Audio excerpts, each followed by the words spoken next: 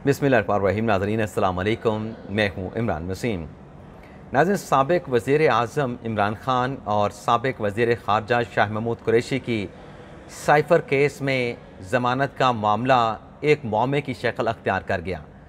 आज ख़ुसूसी अदालत में इन दरख्वास्त ज़मानतों पर जो अदालती कार्रवाई रही, उसका अहवाल आपके साथ शेयर करेंगे, जिसमें आप नाज़रीन को ये बताएँगे कि इमरान खान साहब की लीगल टीम ने एक मरतबा फिर क्या गलती की है और वो गलती इमरान खान साहब को कैसे महंगी पड़ी है। इसके अलावा अहलिया बुशरा बीबी साहबा की गिरफ़्तारी का क्या मामला है, इसकी तफसीलात भी आगे चल के आप नाज़रीन के साथ शेयर करेंगे और इसके साथ हमारे प्रोग्राम की जो दीगर अहम ख़बरें हैं उनकी डिटेल भी आप नाज़रीन के साथ डिस्कस करेंगे। तो पहली खबर से नाज़रीन गुफ्तगू का आगाज़ करते हैं।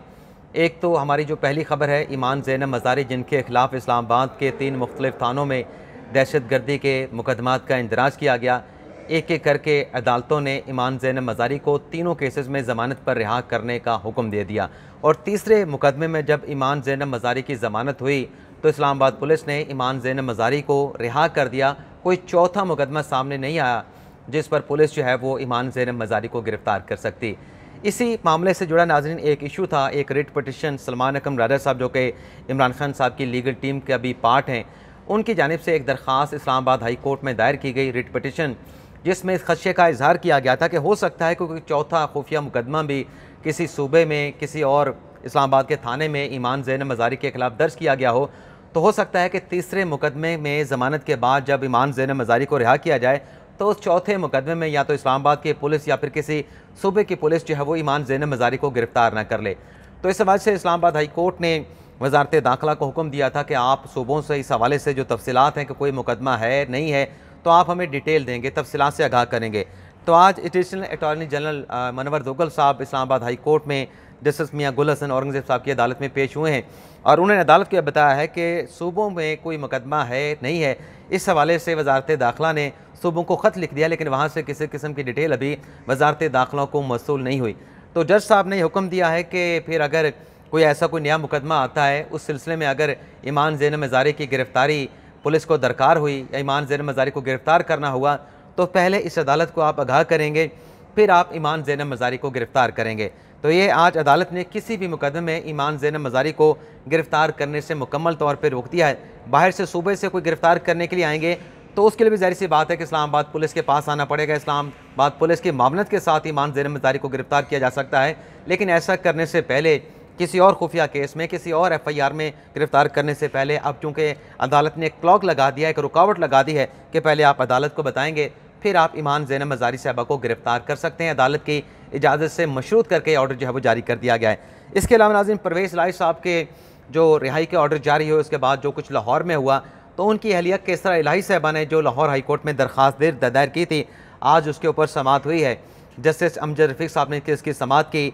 ना DIG ऑपरेशन पेश हुए, ना ही DIG जो है वो इन्वेस्टिगेशन पेश हुए और ना ही बाकी कोई पुलिस के अफसरान थे वो पेश हुए और अदालत को बताया गया कि जो DIG इन्वेस्टिगेशन है और जो DIG ऑपरेशंस हैं वो तो बलोचिस्तान गए हुए हैं और IG भी पेश नहीं हुए। तो अदालत ने इस केस में 2 बजे तक का वक्त जो है वो मुलतवी कर दिया है, 2 बजे तक वक्फा किया है कि IG साहब ने अगर कुछ कहना है तो आके अदालत को बता दें। बसूरत देकर बाजार ऐसा लग रहा है कि अदालत शोकास नोटिस जारी करके इन पुलिस अफसरान से जो है वो वजाहत तलब करने जा रही है। इसके अलावा नाज़रीन, आज अली वज़ीर साहब को भी जो है वो जुडिशल रिमांड के लिए ड्यूटी जज राजा जवाद अब्बास साहब की अदालत में पेश किया गया और तफ्तीशी का कहना था कि ये मुलज़म का अली वज़ीर का तीसरे मुकदमे में पहला जुडिशल रिमांड है, तो हमें इनका फ़िज़िकल रिमांड दिया जाए। जुडिशल नहीं, फ़िज़िकल रिमांड है। तो जज साहब ने कहा कि पहले तो ये बताएं कि रियासत के ख़िलाफ़ इन्होंने बयान क्या दिया, इनका बयानिया रियासत के ख़िलाफ़ क्या था। तो फिर जो प्रोसिक्यूशन साइड थी, जो तफ्तीशी साइड थी, उनकी जानिब से जो FIR है इस केस में, जो तीसरी FIR है अली वज़ीर के ख़िलाफ़, उस FIR को पढ़ा गया। तो अली वज़ीर साहब ने कहा कि अदालत के इस्तफ़सार करने पर अली वज़ीर ने कहा कि मैंने कोई रेड लाइन क्रॉस नहीं की, एक ही मामला है, एक ही जलसा था, मेरा उसमें खिताब था, उसके ऊपर मेरे खिलाफ़ 3 मुकदमात का इंदराज किया गया। क्या एक जुर्म के ऊपर 3 मुकदमात का इंदराज हो सकता है, 3 FIR दर्ज की जा सकती हैं? ये सवाल था अली वज़ीर साहब का, लेकिन ड्यूटी जज ने राजा जवाद अब्बास साहब ने 3 दिन का जो जिस्मानी रिमांड था वो अली वज़ीर साहब का एक्सेप्ट कर लिया। यानी आज पीर है तो अब बुध के रोज़ जो है वो जुमेरात के रोज़ जो है वो अली वज़ीर को अदालत के सामने पेश किया जाएगा। इसी तरीके से साइफ़र केस में जो इमरान खान साहब की दरख्वास्त ज़मानतों पर समाअत हुई है उसकी डिटेल पे आने से पहले अब खान साहब की अहलिया बुशरा बीबी साहबा को भी इस केस में ये खटका है, ये डर है, ये खौफ है कि कहीं उन्हें भी साइफर केस में गिरफ्तार न कर लिया जाए। तो इसी खदशे की बिना पे अहलिया बुशरा बीबी साहबा ने आज लाहौर हाई कोर्ट में बाज़ाब्ता तौर पर तहरीरी दरख्वास्त दायर कर दी है और इस दरख्वास्त में मुमकिन गिरफ्तारी के खदशे के बिना पे अदालत से हिफाजती ज़मानत जो है, प्रोटेक्टिव बेल देने का यानी हिफाजती अबूरी ज़मानत देने की इस्तदा की गई है। तो देखते हैं कि लाहौर हाई कोर्ट इस दरख्वास्त को कब जो है वो टेकअप करती है। अब आ जाते हैं जो इमरान खान साहब और साबिक वज़ीर ख़ारजा शाह महमूद कुरैशी की दरख्वास्त जमानतों के ऊपर आज समाअत होना थी।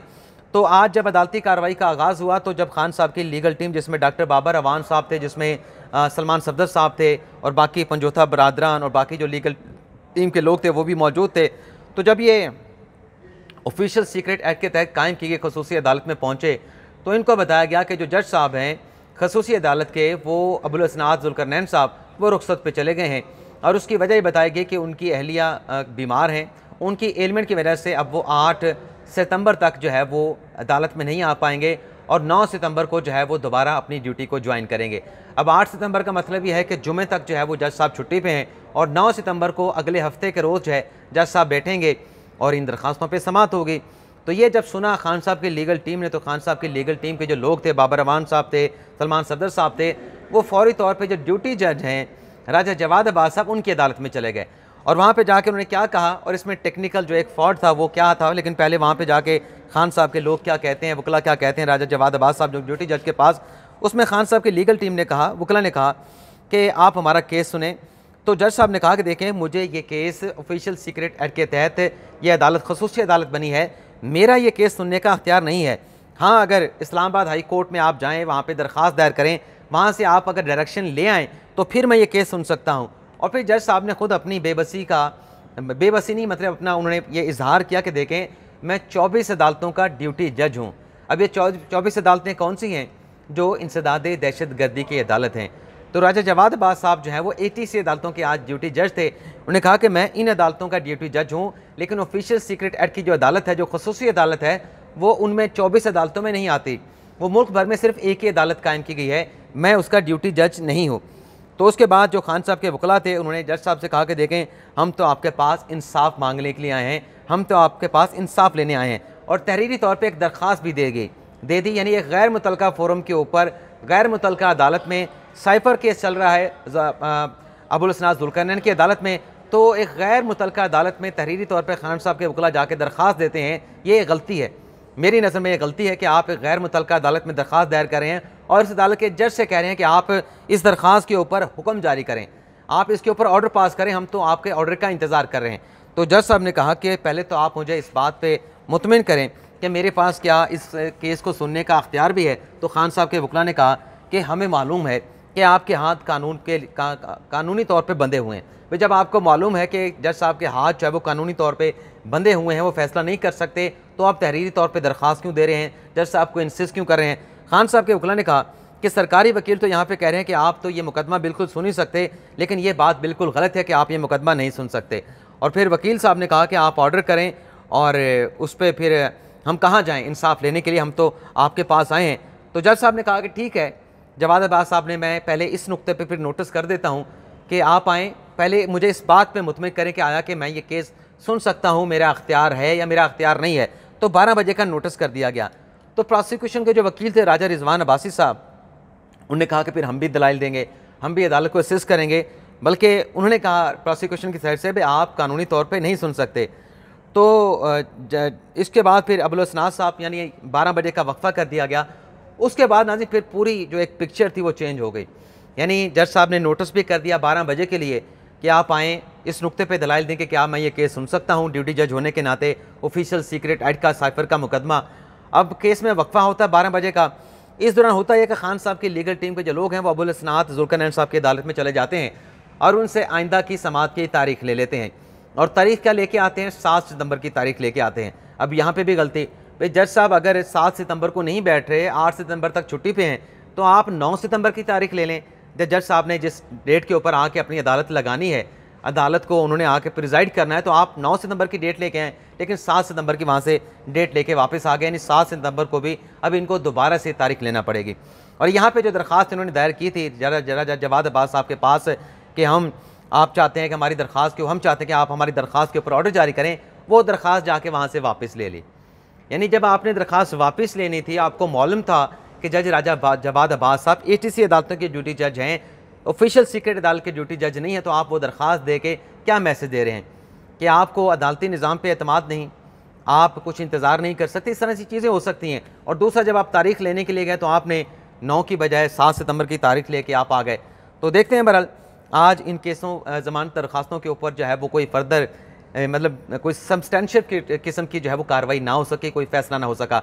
अब इसमें गलती इनकी पहले भी है कि जो इस अदालत के दायरा अख्तियार को इन्होंने हाई कोर्ट में चैलेंज कर रखा था, अगर वो दरख्वास्त दायर ना की जाती, शेर मर्द साहब ने वो दरख्वास्त दायर की थी, बज़ाहिर कोऑर्डिनेशन का फुकदान रखता है, तो अगर वो दरख्वास्त दायर ना करते तो हफ्ते के रोज़ जो पहली समाअत हुई थी इमरान खान साहब की और शाह महमूद कुरैशी साहब की ज़मानत की दरख्वास्तों पर, तो उस रोज़ दलाइल भी हो जाने थे।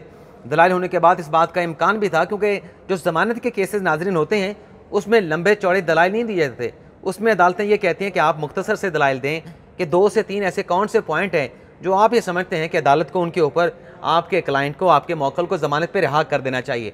तो अगर हफ्ते के रोज़ सब कुछ हो जाता और वो दरख्वास्त जो दायरा अख्तियार के हवाले से दायर की गई थी, जिसके हवाले से उस दिन खान साहब के खुला फिर जज साहब से कहते रहे कि हम ये दरख्वास्त वापस ले लेंगे, हम ये दरख्वास्त वापस ले लेते हैं, अगर वो दायर ना की जाती तो हफ्ते के रोज़ खान साहब की दरख्वास्त ज़मानतों पर फैसला हो जाता।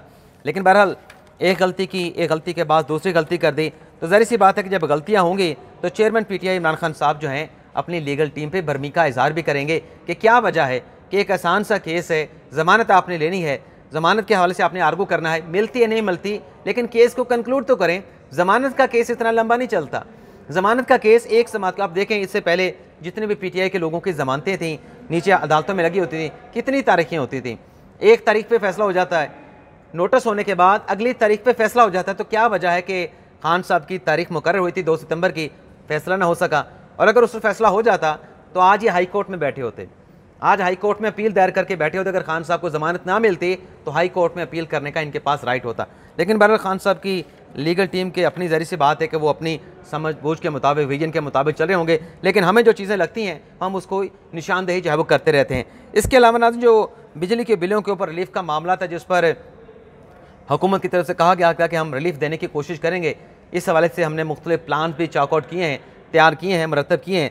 तो कल इस हवाले से ख़बर सामने आई जिसमें यह कहा गया कि जो 300 यूनिट इस्तेमाल बिजली के जो सारिफीन हैं उन्हें बिजली के बिलों पे 3,000 रुपये, और जिनका 60 से 70,000 रुपये का बिल आता है उनसे 12 से 13,000 रुपये बिजली के बिलों पर रिलीफ देने का जो प्लान IMF के साथ शेयर किया गया है, उस पर कल ये खबरें चली थी। अभी भी एक चैनल के ऊपर, वेबसाइट के ऊपर एक खबर मौजूद है कि IMF ने ग्रीन सिग्नल दे दिया कि आप अपने आवाम को ये रिलीफ दे सकते हैं। लेकिन कुछ और चैनल्स ये रिपोर्ट कर रहे हैं कि ये प्लान तो इसी किस्म का तैयार किया गया, लेकिन इस पर फ़िलहाल IMF की तरफ से किसी किस्म का जो ग्रीन सिग्नल है वो नहीं दिया गया। तो फर्दर इस मामले के हवाले से जो भी डेवलपमेंट होगी, जो बुशरा बीबी साहबा की बेल एप्लीकेशन है, साइफर केस में मुमकिना या गिरफ्तारी का जो खदशा है, उस पर अगर लाहौर हाई कोर्ट में समाअत हुई, उसका अहवाल फिर अगले व्लॉग में शेयर करेंगे। इस लाहौर हाई कोर्ट में परवेज़ राय साहब की दरख्वास्त पर जो समाअत हुई, उसका अहवाल भी आपके साथ अगले व्लॉग में। लेकिन यहाँ पर आपको ये बता दें कि अटक जेल में परवेज़ राय साहब की जो है वो तबीयत ख़राब हुई है, और नसाजी तबाह की बिना पे परवेज़ राय साहब को जो वहाँ पे अटक जेल में जो डॉक्टर्स का स्टाफ है, जो डॉक्टरी अमला मौजूद है, उनकी जानिब से परवेज़ राय साहब को कि 3 डॉक्टर के पैनल ने जो है वो पिम्स हॉस्पिटल में ले जाके मुआयना करवाने का कहा है।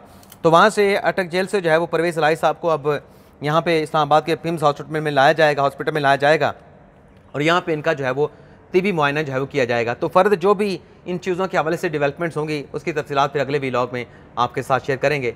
इजाज़त चाहते हैं।